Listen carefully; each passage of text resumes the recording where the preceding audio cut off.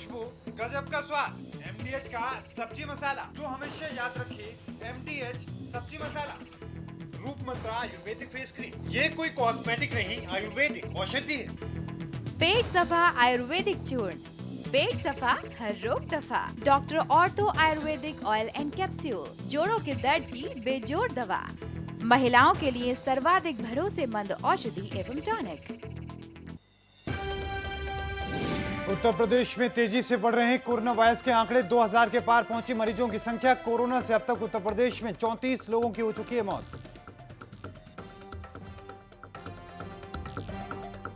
संभल में 4 और कोरोना मरीज मिले। कोरोना संक्रमित मामलों की संख्या हुई 19। पुलिस ने पूरे इलाके को किया सील।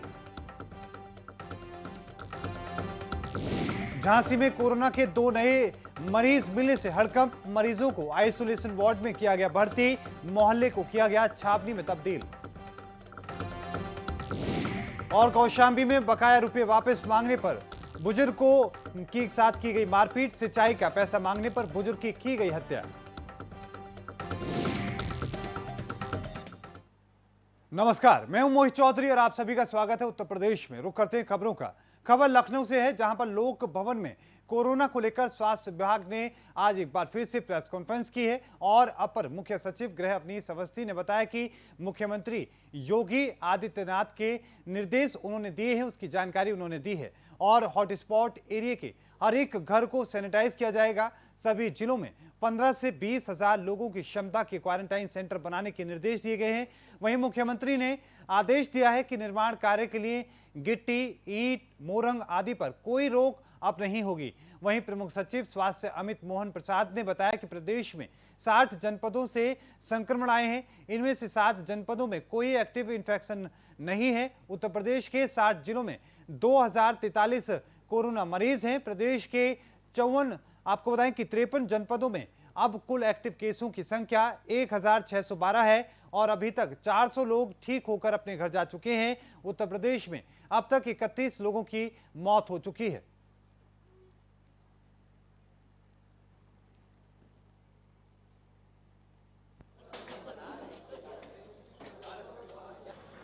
लोक भवन में टीम लेवल के साथ और सभी वरिष्ठ अधिकारियों के साथ बैठक की। मुख्यमंत्री जी ने लॉकडाउन को सख्ती से पालन करने के लिए और सोशल डिस्टेंसिंग को मेंटेन करने के लिए और हॉटस्पॉट्स की व्यवस्था, वहां के स्वास्थ्य, सफाई और होम डिलीवरी की व्यवस्था पर पुनः समीक्षा की। और एक निर्देश उन्होंने दिया है।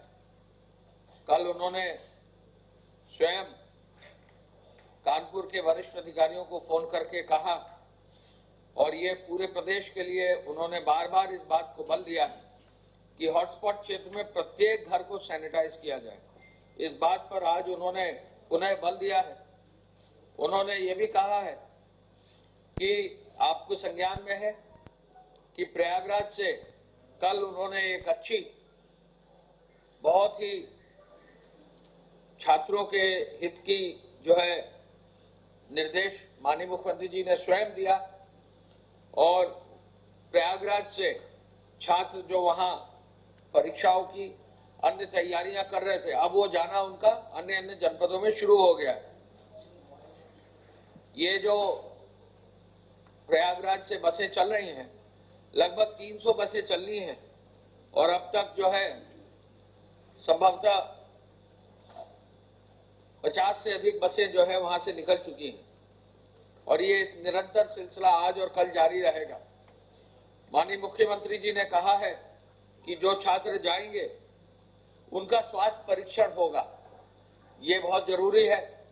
और जहां भी मूवमेंट होता है, स्वास्थ्य परीक्षण के आधार पर ही किसी को चलाया जाए, और जहां रिसीव हो वहां भी पुनः जो है स्वास्थ्य परीक्षण हो। प्रदेश में कुल एक्टिव केसेस की संख्या 1612 1612। जो लोग बिल्कुल संक्रमण के पश्चात उपचारित होकर घर जा चुके हैं, उनकी संख्या 400। कोरोना वायरस से अब तक 31 लोगों की दुर्भाग्यपूर्ण मृत्यु हुई है। कुल केसेस जो अभी तक हमारे सामने आए हैं जी 2043, ये 60 जनपदों से आए हैं प्रकरण, और 60 में से इस समय 7 जिले 7 उनमें कोई एक्टिव इन्फेक्शन नहीं है।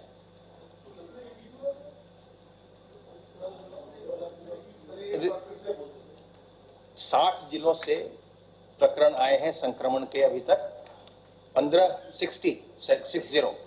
15 जनपदों में अभी तक संक्रमण का कोई भी प्रकरण नहीं आया है, और इन 60 में से 60 में से 7 में अभी कोई एक्टिव इन्फेक्शन इस समय नहीं है। कुल जो सैंपल की जांच की गई कल वो 4384 और सैंपल जो भेजे गए वो लगभग 2900।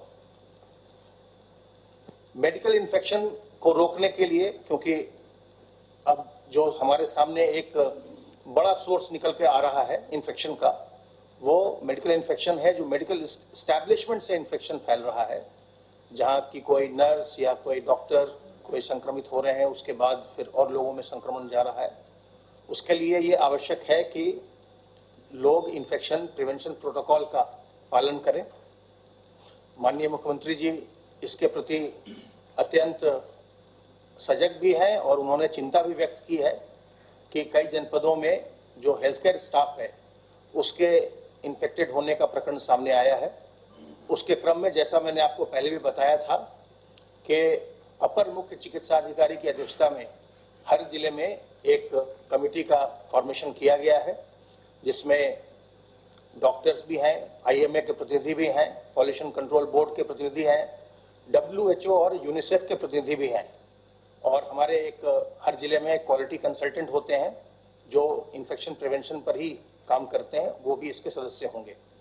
सभी 75 जनपदों में ये कमेटियां फॉर्म कर ली गई हैं, और सभी जनपदों को कहा गया है कि जो मंडलीय मुख्यालय के जनपद हैं वो कम से कम 10 अस्पताल, और जो अन्य जनपदों के मुख्यालय हैं जनपद हैं वहां कम से कम 5 अस्पतालों की सूची बनाकर उनके एक नोडल अधिकारी को कल वो प्रशिक्षण देंगे।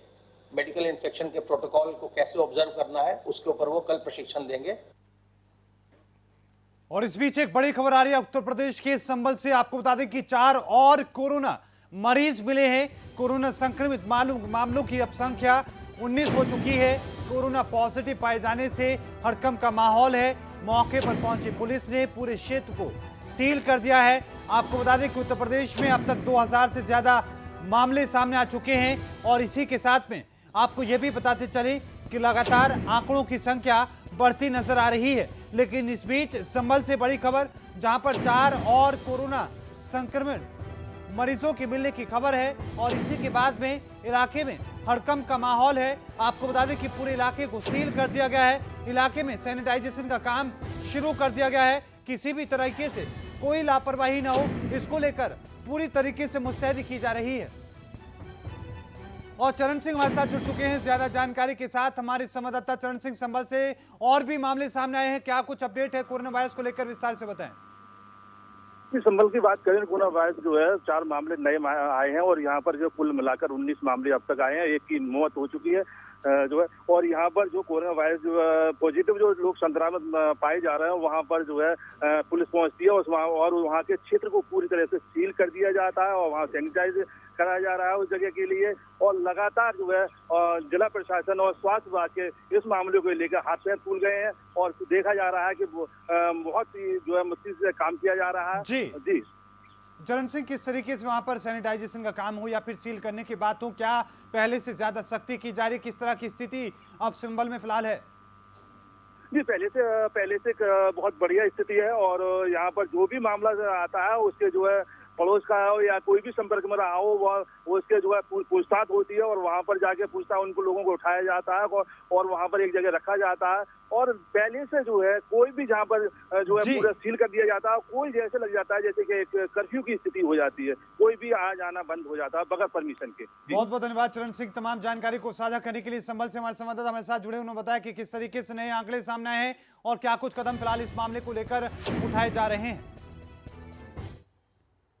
खबर लखनऊ से है, जहां पर कोरोना महामारी के चलते सिटी मॉन्टेसरी स्कूल यानी कि सीएमएस ने अब अपनी वेबसाइट के माध्यम से अपनी प्रवेश प्रक्रिया को पेपर एप्लीकेशन फॉर्म के बजाय ऑनलाइन प्रक्रिया में बदल दिया है। सीएमएस संस्थापक डॉक्टर जगदीश गांधी ने बताया कि प्रवेश प्रक्रिया को ऑनलाइन कर दिया गया है ताकि ये उन अभिभावकों के लिए सुविधाजनक हो सके जो लंबे समय से घर से आवेदन करने के बारे में पूछताछ कर रहे थे। माता पिता अब www.cmseducation.org के माध्यम से ऑनलाइन आवेदन कर सकते हैं और वहां से सीएमएस, आपको बता दें कि प्रोस्पेक्टस और इसी के साथ में डोजियर भी डाउनलोड कर सकते हैं। डॉक्टर जगदीश गांधी ने इस बारे में जानकारी दी है और उन्होंने बताया कि कोरोना की वायरस की महामारी के चलते लॉकडाउन के दौरान सीएमएस प्री प्राइमरी से 12वीं तक के अपने सभी 56,000 छात्रों के लिए ऑनलाइन कक्षाएं चलाकर ऑनलाइन तकनीकी का उपयोग किया जा रहा है ताकि स्कूलों के बंद होने के कारण बच्चों की शिक्षा को नुकसान ना हो सके। छात्रों की नियमित रूप से सभी विषयों की ऑनलाइन कक्षाएं चलाई जा रही हैं। और हमारे साथ डॉक्टर जगदीश गांधी जुड़ चुके हैं, सीएमएस के संस्थापक हैं। सर, आपका स्वागत है ओके इंडिया पर। डॉक्टर जगदीश गांधी, अब एडमिशन के लिए अब सीएमएस ने ऑनलाइन हो चुकी है, वेबसाइट लॉन्च की है, क्या कुछ उसको लेकर जानकारी है सर, क्या कहेंगे? देखिए, ऐसा है कि कोरोना वायरस की वजह से आज सभी लोग लॉकडाउन में और सारे बच्चे घरों में बंद हैं, तो इसलिए हम लोगों ने सोचा कि ये बच्चों के लिए बहुत ही दुखदायी बात होगी कि उनके पास कोई काम न हो उपयोगी, तो इसलिए हम लोगों ने ऑनलाइन एजुकेशन का काम तभी से शुरू कर दिया जब से लॉकडाउन शुरू हुआ। ये पूरे पिछले लगभग 40 दिनों से ये हमारा ऑनलाइन क्लासेस चल रही है। इसके अलावा बहुत सारी सूचनाएं आ रही थी जब हमें दाखिले कैसे हो, तो वो भी हमने ऑनलाइन कर दिया है। हमारी वेबसाइट है www.cmseducation.org, तो इस पर कोई भी आदमी से बटन दबा के उसे डाउनलोड करके उससे एडमिशन की पूरी प्रक्रिया को जान सकता है और एडमिशन करा सकता है। ऑनलाइन एडमिशन भी हो रहे हैं, ऑनलाइन टेस्ट भी हमारे यहाँ बच्चों के हो रहे हैं ताकि बच्चे किस क्लास में चल सकते हैं, क्लास में ले रहे हैं और ऑनलाइन पढ़ाई भी हो रही है। जी बिल्कुल, डॉक्टर जगदीश गांधी, बहुत बहुत धन्यवाद हमारे साथ जुड़ने के लिए और इस वेबसाइट के बारे में जानकारी देने के लिए। तो डॉक्टर जगदीश गांधी हमारे साथ जुड़े, सीएमएस के संस्थापक थे। उन्होंने बताया कि जो माता पिता हैं, जो अभिभावक थे, वो एडमिशन को लेकर परेशान थे कि किस तरीके से इस लॉकडाउन में एडमिशन कराए जाएं। उसके लिए अब सीएमएस ने एक आसान तरीका सुझाया है और www.education.cms.org के नाम से ये वेबसाइट को जारी किया गया है ताकि उस पर जाकर कोई भी अपने बच्चों का एडमिशन करा सकता है। तो वहीं महाराष्ट्र के पालघर में जूना अखाड़े के महात्माओं और उनके ड्राइवर की पीट कर हत्या किए जाने और बुलंदशहर में 2 साधुओं की हत्या के मामले में साधु संतों ने अब कड़ा रुख अपनाया है। साधु संतों की सबसे बड़ी संस्था अखिल भारतीय अखाड़ा परिषद ने इस मामले में उत्तर प्रदेश और महाराष्ट्र सरकार से दखल देने की अपील की है और सीबीआई जांच कराए जाने की मांग की गई है। अखाड़ा परिषद के अध्यक्ष महंत नरेंद्र गिरी को उद्धव ठाकरे ने फोन भी किया। अखाड़ा परिषद के अध्यक्ष महेंद्र नरेंद्र गिरी का कहना है कि पुलिस की मौजूदगी में संतों की हत्या बेहद शर्मनाक है। इस मामले में दोषियों के खिलाफ सख्त कार्रवाई होनी चाहिए। उद्धव ठाकरे ने अखाड़ा परिषद के अध्यक्ष को सीबीआई जांच का आश्वासन भी दिया है। आपको यह भी बताते चलें कि महेंद्र नरेंद्र गिरी से ओके इंडिया ने बहुत ही खास बातचीत की है। क्या कुछ उन्होंने कहा है, आइए वो भी आपको सुनवाते हैं। संतों पे हमले हो रहे हैं और इस हमले को देख करके बात करें, अखाड़ा परिषद काफी नाराज है और इसी सारी चीजों में बात करने के लिए हमारे साथ नरेंद्र गिरी जी महाराज जी हैं। आपसे बात करेंगे कि महाराज जी लगातार जो साधु संतों पे हमले हो रहे हैं, पालघर की घटनाएं हो चाहे बुलंदशहर की घटनाएं हो, तो इसको कैसे अखाड़ा परिषद देख रहा है और इसमें कितनी आप इसकी देखिए, बुलंदशहर की घटना और पालघर की घटना में अंतर है। बुलंदशहर की घटना 2 साधुओं की हत्या हो गई, वह रात्रि को हो गई और कहा जाता है कि किसी व्यक्ति ने उनका चिमटा चुराया था और दारू नशे में था, महाराज ने डांटा उसको तो जाकर के रात्रि उनकी हत्या कर दी, ऐसा जानकारी है। लेकिन इसकी जांच कर ली जाए। मैंने यही कहा है कि माननीय मुख्यमंत्री से मैंने मांग की है कि इसकी जांच एक स्वतंत्र एजेंसी चला लें या किसी सक्षम अधिकारी से जांच करा लें। अगर कोई दोषी व्यक्ति हो सकता है कि उन बच्चों की आड़ में कोई और हत्या कर दिया गया हो तो उसकी जांच कर ली जाए, जो दोषी उनको कड़ी कड़ी सजा दी जाए। घटना दुखद है, अखाड़ा परिषद इसकी निंदा भी करता है और साथ में सभी संत महात्माओं में इसका रोष भी है, क्योंकि पालघर घटना के बाद काफ़ी महात्मा मतलब भयभीत भी हैं। तो जो मुख्य मठ मंदिर है उनकी सुरक्षा बढ़ाई जाए, अब ऐसी हत्याओं को रोक लगाई जाए।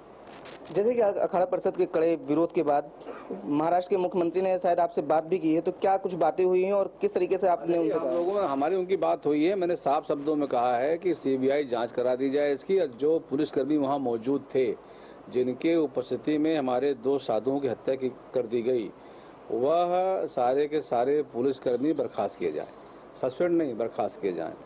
तो माननीय मुख्यमंत्री जी इतना ही कहा है कि महाराज जी यदि मेरी जांच से आप लोग संतुष्ट नहीं हैं तो हम सीबीआई जांच की मांग के लिए केंद्र सरकार को लिखेंगे।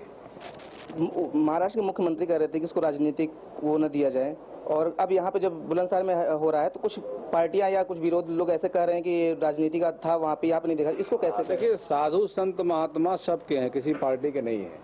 यदि साधु संत की हत्या होती है तो कोई विरोध करता है तो इसका मतलब नहीं कि वह राजनीति कर रहा है, क्योंकि संत महात्मा तो सबके होते हैं, चाहे वो किसी पार्टी का नेता हो, वह उसको विरोध करना चाहिए भी। तो अगर कोई विरोध कर रहा है तो उसमें राजनीति नहीं है, उनको दुख है तभी तो विरोध कर रहे हैं। अगर कार्रवाई नहीं होती है तो लॉकडाउन के बाद जैसा अखाड़ा परिषद ने कहा था, तो क्या आप लोग कूच करेंगे? देखिए, पालघर की घटना को हम लोग बहुत ही निंदनीय किया है, विरोध किया है। निंदनीय अपराध है ये, ऐसा अपराध मनुष्य नहीं कर सकता। जो वहाँ लोगों ने भीड़ इकट्ठा करके 300 लोग थे और 2 हमारे महात्माओं को मार दिया गया। मैंने पहले भी कहा यह असुरी प्रवृत्ति के लोग हैं, ये राक्षस हैं, मनुष्य नहीं है, तो इनको दंड देना चाहिए। अगर उचित कार्रवाई नहीं होती है तो 3 तारीख के बाद हम लोग बैठक करके एक बार आह्वान करेंगे नागाओं को कि वहाँ हम लोग पहुँचे। और अगर बुलंदशहर की घटना की बात करें तो एक साधु की हत्या की गई है, भले वो किसी कारणों से हो, तो इसको किस तरीके से आप देख रहे हैं? देखिए, मैंने आप पहले कहा कि यह हत्या रात्रि में हुई है, क्यों हुई है, जांच का विषय है, जांच कर दी जाएगी। देखिए, तुरंत यहाँ के मुख्यमंत्री ने संज्ञान में लिया और संबंधित अधिकारियों को निर्देश दिया कि इसकी जांच के लिए तुरंत जाएं। अधिकारी तुरंत मौके पहुंच गए। तो हम फिर कह रहे हैं आपसे कि पालघर की घटना अलग है, ये घटना अलग है। तो आप अखाड़ा परिषद को बुलंदशहर की घटना पे लेकर के मुख्यमंत्री के वर्तमान कार्यशैली पे आपको पूरा भरोसा है कि उस पर कार्रवाई होगी? देखिए, वो संत भी हैं और सौभाग्य से हम लोग के मुख्यमंत्री भी हैं। वो तो संत की पीड़ा संत जानता है, वो उचित कार्रवाई करेंगे। तो आप देख सकते हैं हमारे साथ नरेंद्र गिरी महाराज जी से, इनका साफ कहना है कि अगर बात करें उत्तर प्रदेश बुलंदशहर की घटना को लेकर के तो उसकी जांच होनी चाहिए, और इनको भरोसा भी है कि जो मुख्यमंत्री हैं योगी आदित्यनाथ, वो एक मुख्यमंत्री के तौर के साथ साथ एक संत भी हैं, तो संत की जो दुख है, वो दर्द है, उसको समझने का प्रयास करेंगे। वीडियो जर्नलिस्ट सत्येंद्र कुमार के साथ Amit Mishra, okay India TV, Prayagraj.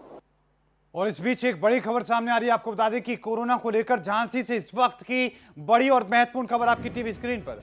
Corona के 2 और नए मरीज मिले से हड़कंप मचा है। झांसी में कोरोना मरीजों की संख्या 3 हो चुकी है। मरीजों को आइसोलेशन वार्ड में भर्ती कराया गया है। हॉटस्पॉट क्षेत्र के मोहल्ले को अब छावनी में तब्दील कर दिया गया है।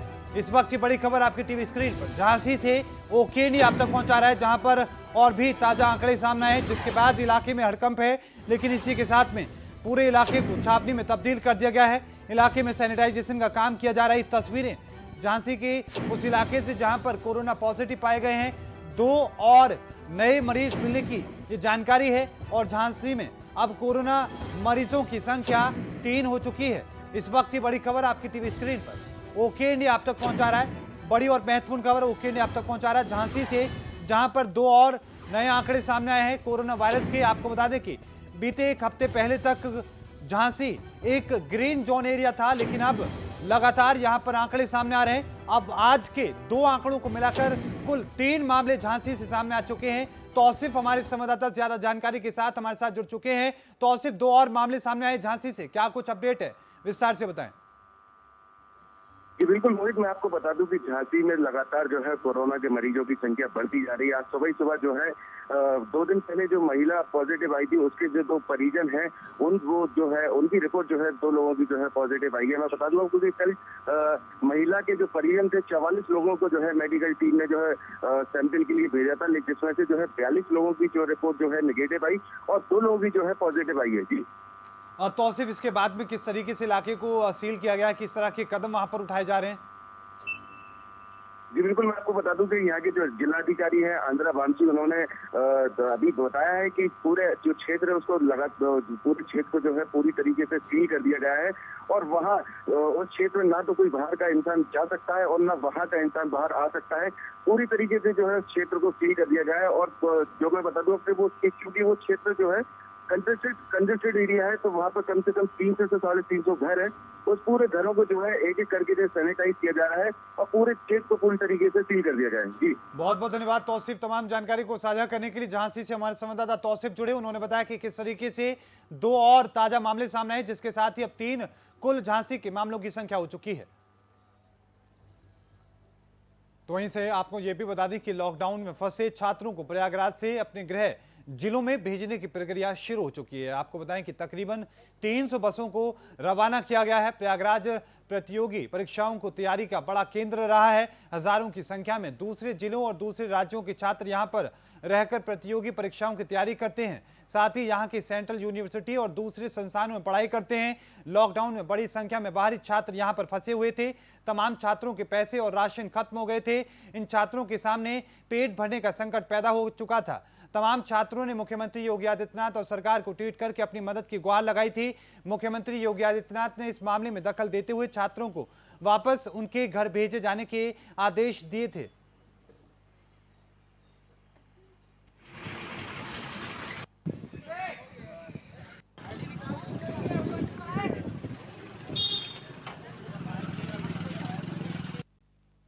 लॉकडाउन में फंसे हुए प्रयागराज में जो छात्र थे, प्रतियोगी छात्र थे, जो स्कूलों में पढ़ रहे थे छात्र, उनकी मदद के लिए मुख्यमंत्री के आदेश के बाद अब जिलाधिकारी के आदेश से यहाँ पे देखिए बसों को भेजा जा रहा है और ये चंदौली जाने के लिए बस है और तमाम इसमें छात्र हैं जो लॉकडाउन में फंसे हुए थे। इनकी समस्याएं थी, इनके पास रहने की व्यवस्था नहीं थी, खाने की व्यवस्था नहीं थी। इन सारी समस्याओं को देखते हुए मुख्यमंत्री के आदेश के बाद अब इनके लिए इनके जो गृह जनपद है वहाँ पहुँचाने का एक छोटा सा प्रयास किया जा रहा है।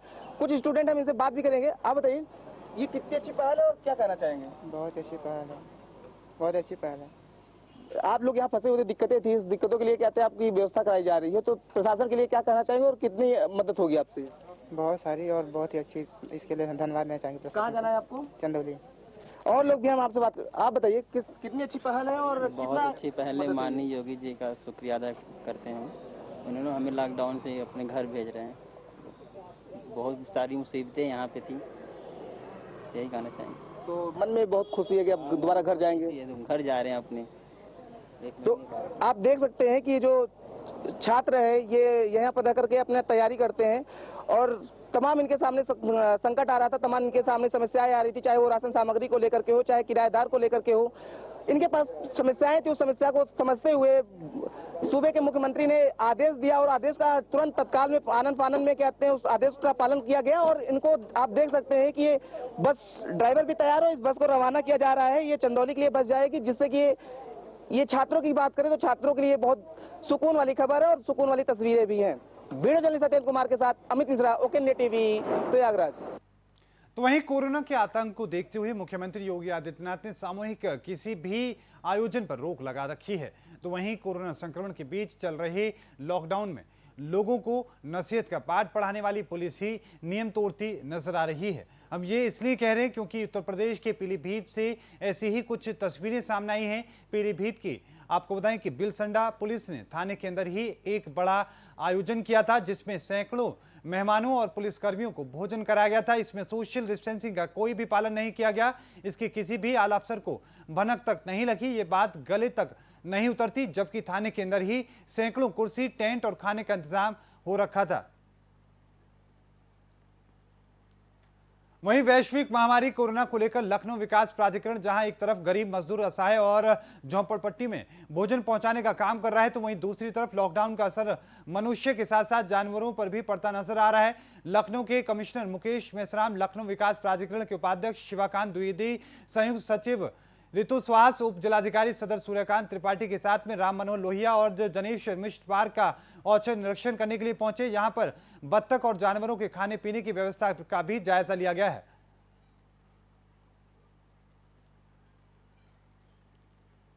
जानवर भी लॉकडाउन से प्रभावित है, इसलिए हम लोग गाय और इन सब के लिए घास, जैसे हमारे पार्क्स हैं, उनसे कटवा के दे रहे हैं, हरा चारा भी दे रहे हैं, और कुत्ते हैं तो ब्रेड है। हम लोग अलग से शाम को 2-2.5 हज़ार रोटियां बनवा करके और ब्रेड बिस्किट ये सब जानवरों को देते हैं।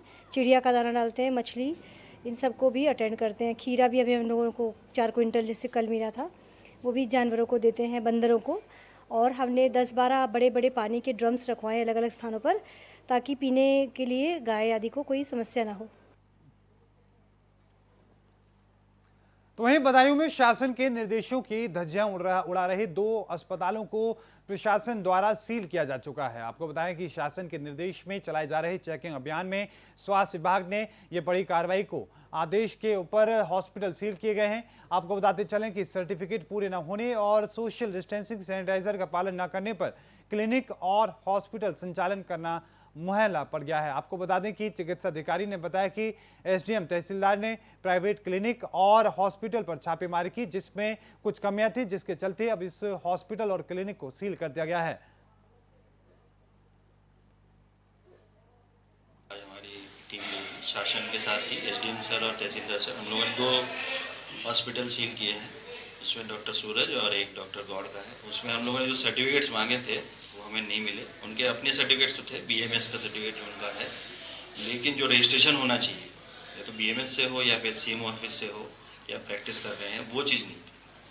2 चीज़ वेस्ट मैनेजमेंट का भी नहीं था और सोशल डिस्टेंसिंग का पालन नहीं हो रहा था उनके पेशेंट्स के बीच में, और बाकी सैनिटाइजर्स और ये सब का भी थोड़ा इशू था, और इसी वजह से सील किया गया है। हम आज नोटिस देंगे, उसके बाद। लोनी के डाबर तालाब कॉलोनी में पत्नी रूबी की चाकू और खिड़की के शीशे से गला रेत की हत्या कर दी। सूचना के बाद मौके पर पहुंची पुलिस ने जब घटना स्थल का मुआयना किया तो वहां चारों तरफ रूबी का खून फैला हुआ था और फर्श पर खून से लथपथ रूबी का शव पड़ा हुआ था, जिसे पुलिस ने पंचनामा भरकर पोस्टमार्टम को भेजने की तैयारी कर दी थी और उसके बाद आरोपी पति को गिरफ्तार भी कर लिया है।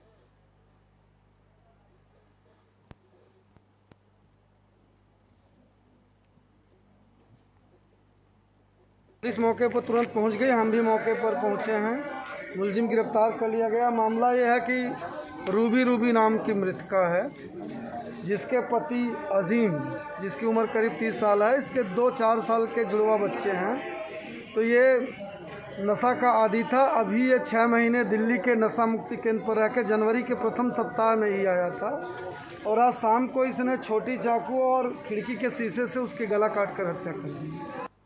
खबर कौशाम्बी से, जहां पर सिंचाई का पैसा मांगने पर बुजुर्ग की हत्या कर दी गई। बुजुर्ग की हत्या का खुलासा पुलिस ने किया है और आरोपी को गिरफ्तार भी कर लिया है। हत्या का जुर्म कबूल करते हुए आरोपी कृष्णकांत मिश्रा ने बताया कि खेत में सिंचाई का पैसा 1 साल से 1300 रुपये उसके ऊपर बकाया थे, जिसके चलते उसने इस कांड को अंजाम दिया है। उत्तर प्रदेश में अभी के लिए इतना ही। देखते रहिए ओके इंडिया। मुझे दीजिए इजाजत। धन्यवाद।